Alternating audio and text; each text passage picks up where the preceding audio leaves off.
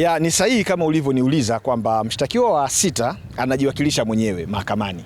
na kisheria baada ya zoezi la kusomewa hati ya mashtaka na kukiri au kukanusha, lakini pia baada ya upande wa jamhuri kusoma mashahidi wao na kusoma vielelezo wanavyotarajia kuvitumia mahakamani hapa, sheria pia inatoa haki kwa upande wa washtakiwa kutaja mashahidi wao. Sasa washtakiwa wote ambao walikuwa wanawakilishwa na mawakili, mshtakiwa wa kwanza, wa pili, wa tatu, wa nne, wa tano na wa 7, mawakili tuliweza kusema kwamba tutaleta majina ya mashahidi wetu na vielelezo siku 3 kabla kesi haijaanza kusikilizwa, na mahakama ilikubali. Lakini mshtakiwa wa 6 ambaye anajiwakilisha mwenyewe mahakamani aliomba yeye mashahidi wake awataje, na mmoja kati ya mashahidi ambao aliwataja kama ambavyo umeniuliza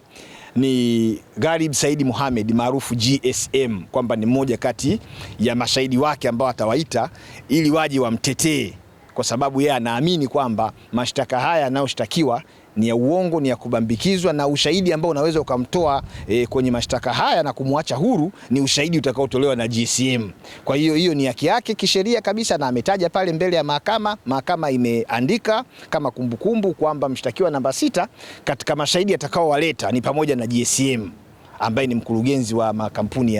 ya GSM.